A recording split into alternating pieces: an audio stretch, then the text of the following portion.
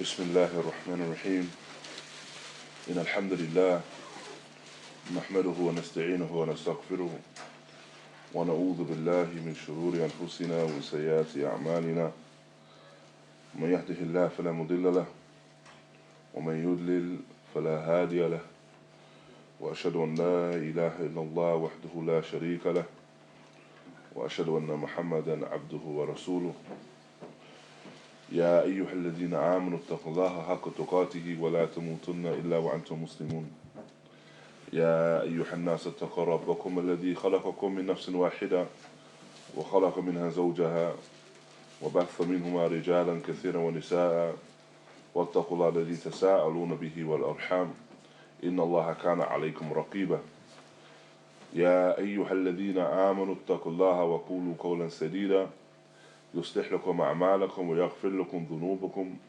ومن يطع الله ورسوله فقد فاز فوزا عظيما أما بعد فإن أصدق الحديث كتاب الله وخير حدي محمد صلى الله عليه وسلم وشر الأمور محدثاتها وكل محدثة بدعة وكل بدعة ضلالة وكل ضلالة في النار أما بعد والحمد لله we find ourselves in a position where we're able to continue with the texts that we were going through previously, Ibn Jama'ah, rahmahullah, in relation to the adab, the mannerisms of the student of knowledge. And we reached the discussion around the mannerisms that the student has in terms of the halaqat and the durus, how he carries himself in the halaqat and the durus.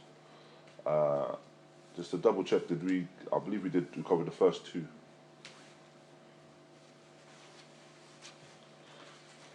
The first two. Now in the third. No, I believe we covered the first two. غلب الظن. But thus, with that, we reached Ustādh. The third mannerism is أن يصحح ما يقرأ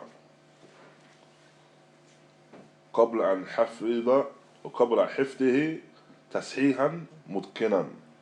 So the student, he must correct that which he's reading before memorizing it. Naam. And so he should do so with precision. That which he's reading, that which he's reading from text that he intends to memorize, he should ensure that he has reached a proficient level of his qira'ah, of his reading. So that when it comes to memorizing it, he's able to memorize it in his correct way. This tashih, as mentioned, إما على شيخ أو على غيره من يعينه ثم يحفظه بعد ذلك حفظا محكما. And so this tashih, this correction of what he's reading will occur either by reading upon his sheikh, upon his teacher, so his teacher can correct him, or by reading upon someone that can aid him. So one of his companions or his umala, one of his contemporaries from the tulab al-ilm. Thereafter, he embarks upon memorizing it. ثم يكرر عليه بعد حفظه تكرارا جيدا. And so he repeats he has repetition of this reading and memorization after memorization of it. And this is what fortifies someone's relationship with the text. And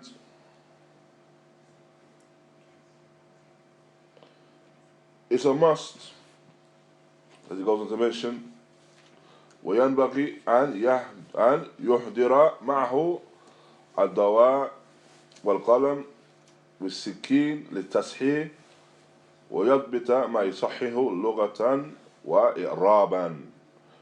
And so he carries with him the pen, and he carries with him a knife in order to write down and record what he is memorizing. Why a knife? Why a knife? Knife, I think to say the pen. Yeah? For the pen? That For, is a qalam. Qalam. نعم. مش pen, the different. هذا السبب واحد to sharpen the pen. Also being sharp up and pay attention to it. لا why bring a knife? To write on? Huh? Cuts enough box to write on? 3 box. Box no.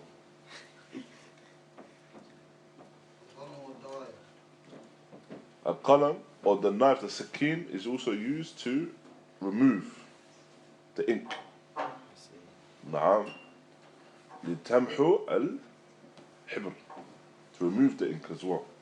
So remember, this is speech talking about times before erasers and Tipex and all the things we have now. So they would seek to remove it by way of these things. Now, so we're not talking about a big kitchen knife. I think small, and it'll be used to remove the ink as well for tashih. And so, why would a person bring a pen then if he's just reading? What's the benefit now? To highlight, like to underline anything that's important, like I need to memorize this part of the text, they can write with a pen. Possibly, so to highlight some parts that he needs to memorize. What else? Tasheeh. So if he's reading to the sheikh, No. corrects him, says this one's not correct at this line. So for example, he might be reading something and there's an error in the text. So he uses the pen to correct the error in the text so that he's not going to later on memorize that text in the incorrect way. Naam. What else? Write down extra benefits. Maybe write down the naam, extra benefits mentioned by the sheikh that he may wish to memorize after as well. Also as well, to highlight maybe parts of the text التي تشكل عليه. So parts of the text which are problematic for him. So for whatever reason he has difficulty in reading a particular word. Naam. Or words that may be has difficulty in understanding the meaning of the words. So he highlights those words so that he brings particular attention to those things. And so hence why Naam, he brings to the gathering his pen and something to erase as well. Now, the fourth thing mentioned here, الرابع أن يبكر باستماع الحديث ولا يحمل الاشتغال به وبعلومه والنظر في إسناد والرجال ومعانيه وأحكام وفوائده ولغته وتواريخه. And so he hastens towards, the fourth affair is that he hastens towards the sima' al-hadith, listening to a hadith. He hastens towards this affair. And he is not lax and negligent in busying himself with the sciences of the hadith. He's not negligent when it comes to the sciences of the hadith.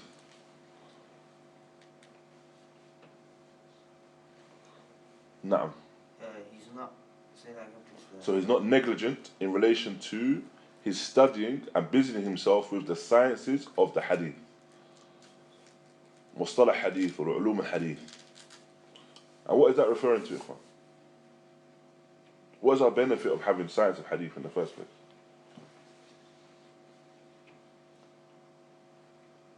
Knowing the sunnah. Knowing the sunnah. Knowing the sunnah? Ultimately, yes. But the science of hadith itself.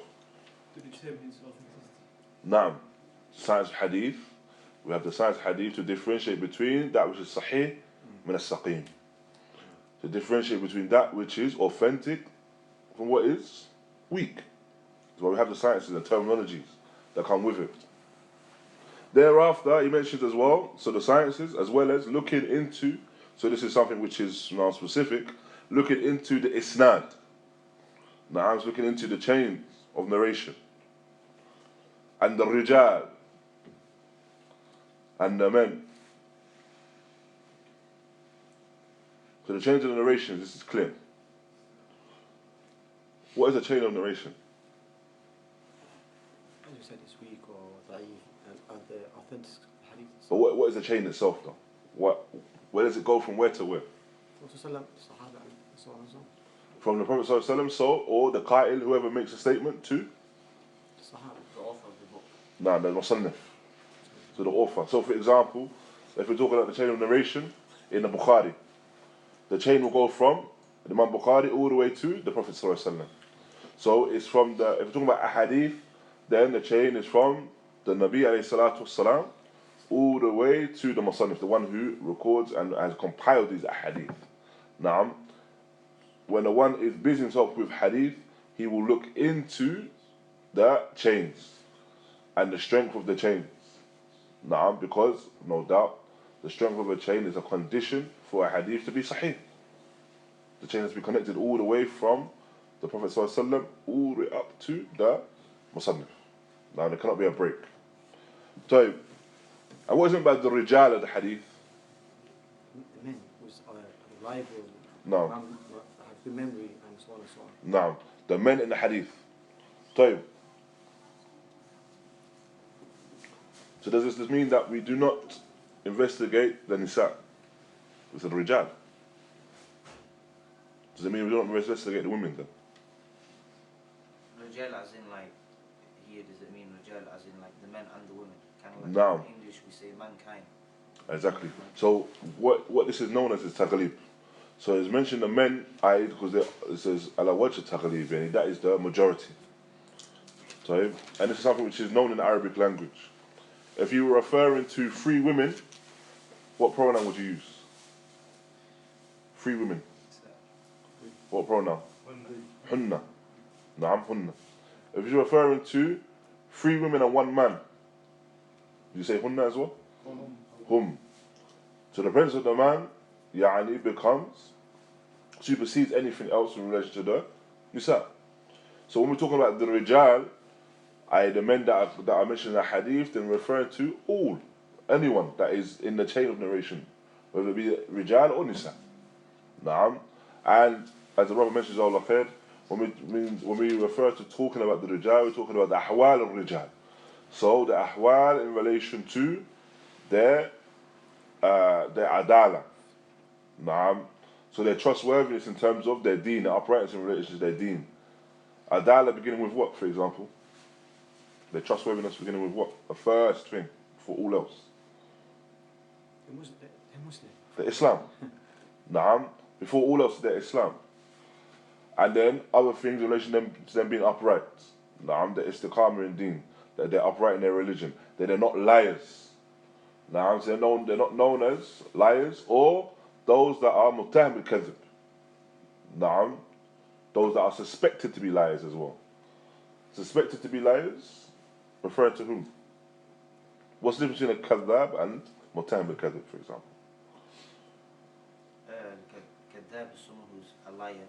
It's been established that he's a liar. Okay. Someone's accused of lying. It's only been accused, however, there's no proof. It's So just then- hearsay. So then why would you say that the hadith is weak then, for example? Because If it's only accusation. maybe about someone who's reliable Mm-hmm. accused this person of lying, and this person who accused him is not known to just accuse of thinner. Okay. But then we have that's what you mentioned there, that you've heard the statement of the Messenger of Allah sallallahu alaihi wasallam, ala mudda'i. The burden of proof is upon the claimant. أليس كذلك؟ صح. طيب. So then what's the difference between the two then? Is it someone who's known not to verify news? Not necessarily, no. So the kadhab, the one that is a liar, and the istilahan, so the terminology, the one that is a liar is the individual that has lied, and it's affirmed that he's lied against the Prophet sallallahu alaihi wasallam. So he's fabricated hadith, and he's wadda'. He's one that's fabricated the hadith. And is an individual that may fall under the threat of the Messenger of Allah ﷺ saying, "Man kadhaba alayya muta'ammadan fayatabawwa'a maq'adahu min an-nar." Now, that whoever lies upon me intentionally, then let him take his seat within the hellfire. Now, so this is the one that is kadhab. The one that's muhtaham al-kadhib, he's an individual الذي يكذب في حديث الناس. So he lies in relation to the speech of the people. So he's known to lie about the people. A lie in his speech about the people. And so because it's known that he's a liar as a person in terms of his speech about the people, it is feared that he will lie against Prophet ﷺ as well. Naam. So it's not affirmed that he's lied in relation to the Nabi alayhi salatu wasalam. However, it's affirmed that he's lied about the people. Hence why we would say that we wouldn't take the narration of such an individual. Naam.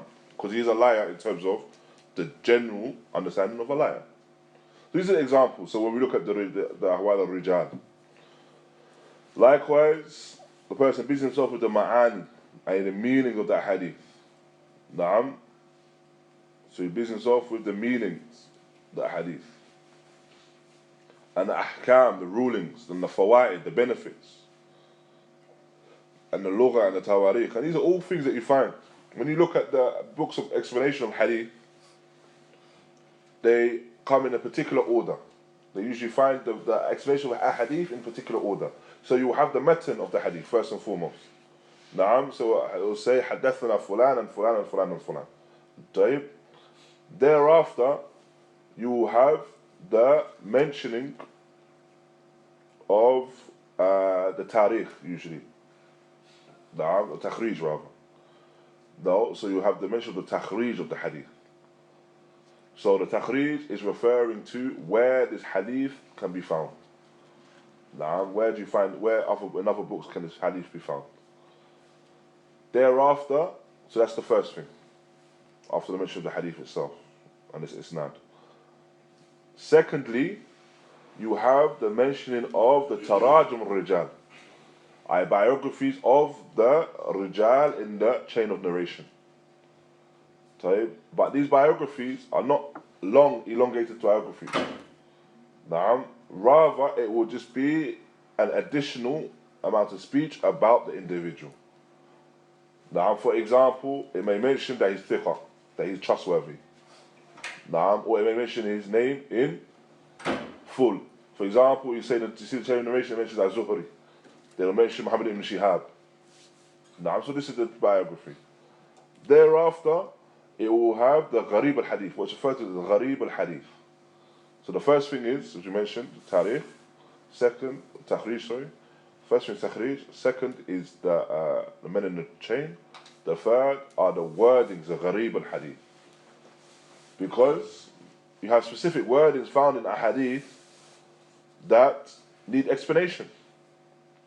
And you may find further explanation for meanings of words found in a hadith in other hadith or other nusus, other texts. After that, you will find that within the explanation is the ma'na ijmali, the general meaning of the hadith. What's the general meaning of the hadith? And finally, you have the mentioning of the fawaid. How do we benefit from this hadith? So this is the general manner in which ahadith are explained by the A'immah. So that's the fourth affair. A person busying himself with the ahadith. Naam. And busying himself with the sahih first and foremost. Naam. As is mentioned by Ibn Mubarak rahimahullah. Naam. يعني عملنا بالصحيح يشغلنا عن الضعيف. That us working and us dealing with the sahih busies us away from the da'if. Now, because there's so many hadith sahih that you need to look into the rijal, look into the asanid, look into the meaning of these ahadith. You become busy from the ahadith da'ifa. So the student of knowledge should begin with understanding and reading from the ahadith which are sahihah. The fifth affair is إذا شرح محفوظات مختصرة وضبط ما فيها من الإشكالات والفوائد المهمة انتقل إلى بحث المبسوطات مع مطالعة الدائئة وتعليق ما يمر به ويسمع من فوائد نفسية والمسائل الدقيقة والفروع الغريبة وحل المشكلات والفروق بين أحكام ومتشابهات من جميع أنواع العلوم. So after the person, so now the person has got to the talib ilm, he's got to the point where he's memorized some of these texts, and now he's gone through explanation of some of these texts. Thereafter, he busies himself with extracting benefits from them. Now I'm extracting benefits from the text and annotating the text. Now I'm writing things that may benefit himself and harmonizing between issues that are found within text. Now and seeking to remove anything which he regards to be problematic within these texts. Thereafter, differentiating between that which are clear cut from the text from those that are mutashabihat, those that which are have some form or a need of greater explanation. ولا يستقل بفائدة يسمعها أو يتحاول بقاعدة يضبطها بل يبادر إلى تعليقها وحفظها ولتكن همته في طلب العلم عالية فلا يكتفي بقليل العلم مع إمكان كثيره ولا يقنع من إرث الأنبياء بيسيره. And so the person should not now just suffice with that which he's gained. If it's a little amount he's gained, and so he says, Alhamdulillah, I've memorized this and I memorized that, and I'll suffice with this. Why? Because there's much knowledge which is able to be sought and gained. And so with that, he should busy himself with it. Busy himself with gaining that knowledge. And so he should busy himself with the commentary and the notes upon that knowledge, along with the fact that he should busy himself with increasing that knowledge, because this is the irth of al-anbiya. This is the inheritance of the prophets. The prophets, alayhim salatu wassalam, have left for us this affair of ilm. And so we shouldn't feel that we should suffice with a small amount of it.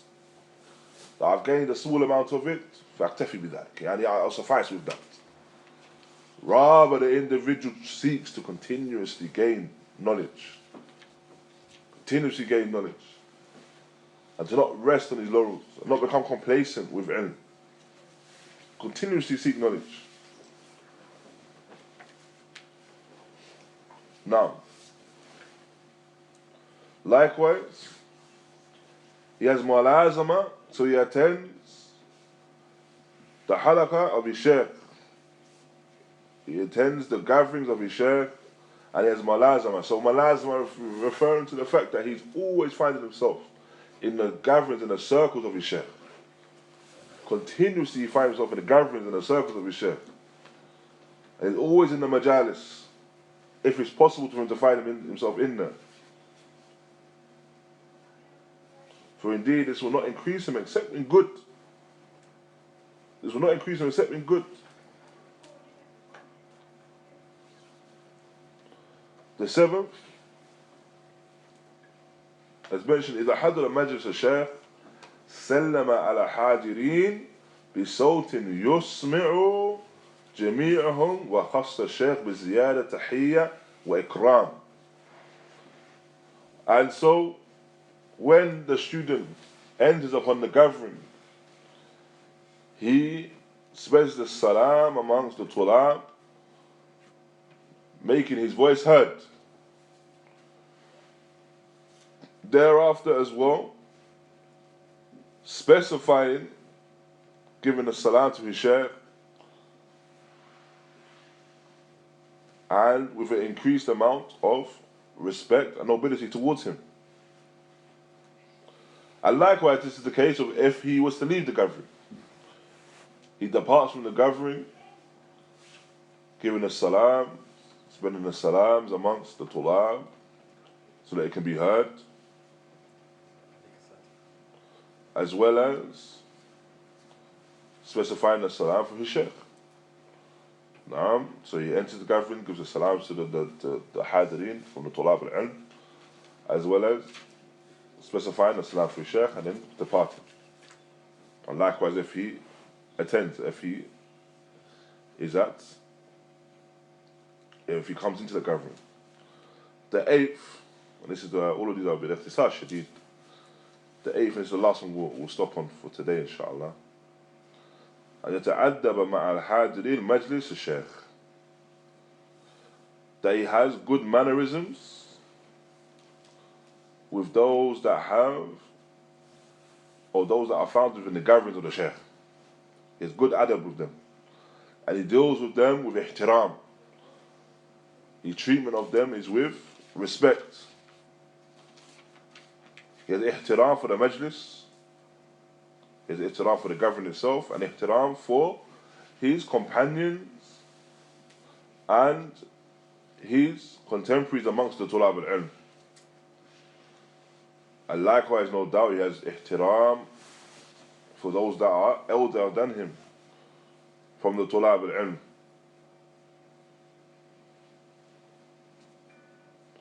And so it's a must that if someone comes upon the gathering from the tulab al-ilm, that the other tulab, they also greet him and welcome him into the gathering. Because no doubt this is a gathering of khair, a gathering where they're seeking knowledge of the sharia. Again, as we've mentioned previously, that these things that they're seeking knowledge of and they're seeking to gather are affairs that may aid them in righteous actions, which hence will aid them in entering the Jannah. So they're in this gathering where they are gaining something of a commodity. They're gaining something of value which may aid them in entering the Jannah. And so it's a gathering which is Mubarak. It's a blessed gathering. And it's a gathering of nobility. Hence why a person must carry himself in a particular way when entering that gathering. And those that are within that gathering should carry themselves in a particular way when people enter upon them and leave the gathering. Dealing with one another with this affair of nobility. Due to the fact of the value of that which is found within these gatherings. And Allah subhanahu wa ta'ala knows best, and we'll conclude with that 8th point here. Inshallah ta'ala, jazakumullah khaira, wa barakallahu feekum, wa sallallahu wa barak ala nabina Muhammad, wa ala alihi wa sahbihi sallam. ممكن نسأل سؤال عليه؟ تفضل. As you mentioned, a couple of things I've been taking notes. Of course, you have the Quran, so the authentic. Of course, the Quran is Kalam Allah, subhanahu wa ta'ala. So my question is, Al-Bukhari, because you know the Thani and so on and so on. Is it all authentic from all? Because they have, I know there's small volume, there's big volumes. And my question is, it the big volume and the small volume are all the same, all authentic, or there's some weak? In terms of if you the big. We've got the bigger volumes of Bukhari and the smaller ones. Exactly. The bigger ones, basically the small. If you find Bukhari sometimes in a small one volume, then this is in relation to the ikhtisar. It's the same book but mukhtasar. Meaning that either some of the hadith that have been repeated, they don't put them in a smaller version, because sometimes hadith are repeated, and they're repeated for a different benefit. So you might find the same hadith, but maybe a different isnad. There might be a slight difference in the isnad. So rather than repeat the whole hadith again, when the version is summarized, mukhtasar, they will just put the one version of the hadith in there. And this is why you find a smaller version. But it's not in relation to some that are taken out in terms of sihha. Naam. And there may be some speech about some of that hadith, and some people may differ about some of that hadith. But from what is known and what the Imam of Hadith mentioned is that this is the Asah al-Kitab ba'da Kitabillah, and the most authentic book after the book of Allah subhanahu wa ta'ala. And so there's no reason for this book to be condensed, except that some of the Hadith are taken out due to repetition. No. So what is it often to say? authentic now. No, it's still authentic. Yeah. Okay. No. So في واحد سأل. تفضل في ثاني. عندي كثير أسئلة بس إن شاء الله بعطيك الإخلاص. طيب you said the authentic, for example, the رجال. You said you mentioned رجال means women. Yeah, anyone that is any narrator. Men and women. أيوة الرواة كلهم. So my question now, of course, if you have the men and the woman, do you have to have more than one woman, or similar to both sides? Have to have more than one person? No, because this is the affair of riwayah. The affair of riwayah is not the same as shahada. So when we're talking about riwayah, a woman's narrating a narration, then this is not something that she's saying that she witnessed. She's saying that this is the narration.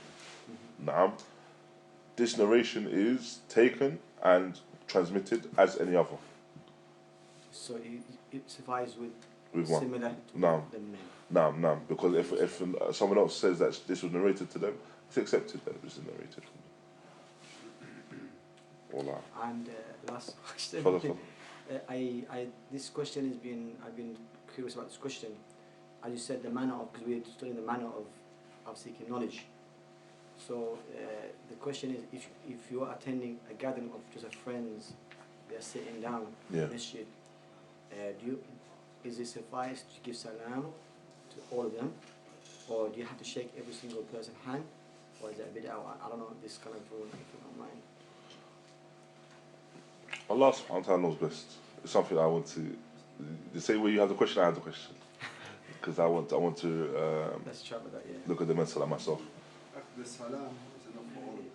The one salam. But the shaking of the hand you can give individual without the salam. No, jazakallah khair. What do you say? The salam is for all of them now. Yes. You don't have to now say salam to everyone. No, I mean shaking the Shaking hand. hand. Because I'm just curious, because somebody told me you don't have to shake, it's not a from the sunnah to shake every single Shake everyone's hands. No, The question is, salam and salam. The question is it shaking the hand, is it fall into, is that allowed or not, is the question? Yeah, of course no, it's it's there must be someone I believe it's Sheikh Al-Bani has some speech about going around shaking everyone's hand. So it's something that I wanted to look into in more detail. And We do it. But I There's think nothing to restrict it. I like that. no. And No. and the last question is, when you are seeking knowledge, because this is a manner of seeking knowledge, No. what's your advice for the people who are seeking knowledge to arrange the timing of seeking knowledge, like the day, the time, whatever, and so on? What's your advice? Like, do you have a specific a range of time? Like, you attend like a sheikh, for example, better attend in the morning, attend at night. What is your in this kind of manner? So, in terms of specific times, then it all depends upon the mujtama. It all depends upon the tulab and what's the maslaha for the tulab. And first of all, the maslaha for the teacher as well. Because the maslaha of the teacher, the benefit for the teacher, the benefit for the tulab. So when arranging that, it doesn't make sense. For example, here in the UK, it doesn't make sense that we would arrange a dars at 10 a.m. in the morning on a weekday and everyone's at work, for example. So we have to look at that which is beneficial for everyone, where we can maximize the benefit for the people, and it's a tulab, and as well as it's not a haraj upon the teacher as well. No, so this is how you look at that. Well, hence why you find, alhamdulillah, majority of our lessons are on the weekend. Our teachers are Saturday. I like that. بارك الله فيكم وخير خلاص جزاكم الله خير صلى الله وبارك على نبينا محمد